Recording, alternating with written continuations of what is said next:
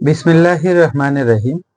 সুপ্রিয় দর্শক, অনিদ্রা বা ইনসোমনিয়া রোগ নিরাময় হোমিওপ্যাথি চিকিৎসার প্রথম পর্বে আপনাদের স্বাগত জানাচ্ছি। হোমিওপ্যাথি একটি ন্যাচারাল প্রাকৃতিক লক্ষণভিত্তিক চিকিৎসা পদ্ধতি। হোমিওপ্যাথিতে অনিদ্রার জন্য যে কয়টি ঔষধ রয়েছে তার মধ্যে কফি ক্রুড একটি অন্যতম ঔষধ।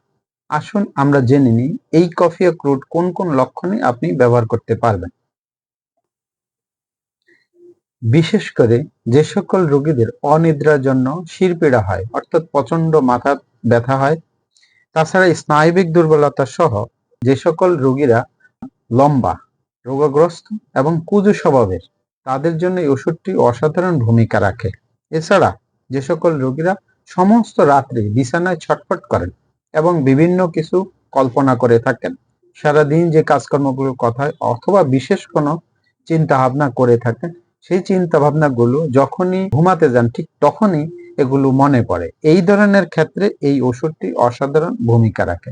এই ওষুধটির 200 শক্তি, সকালে এবং রাতে 2 থেকে 5 ফোঁটা পরিমাণ ওষুধ আধা কাপ পানির সাথে সেবন করার চেষ্টা করুন। দেখবেন আপনার এই সমস্যা খুব সহজেই সমাধান হয়ে যাবে। এছাড়া এই ওষুধের সাথে আপনাকে বায়োকেমিক একটি ওষুধ রয়েছে, নাম হলো ক্যালিফাস। এর শক্তি হচ্ছে 12x। এই ওষুধটি সকালে এবং রাতে 5টা করে ট্যাবলেট আধা কাপ হালকা কুসুম গরম পানির সাথে ভরা পেটে খাওয়ার চেষ্টা করেন। ইনশাল্লাহ আপনার অনিদ্রা বা ইনসোমনিয়া রোগ আল্লাহ রহমতে খুব দ্রুতই এই সমস্যা থেকে আপনি মুক্তি পাবেন।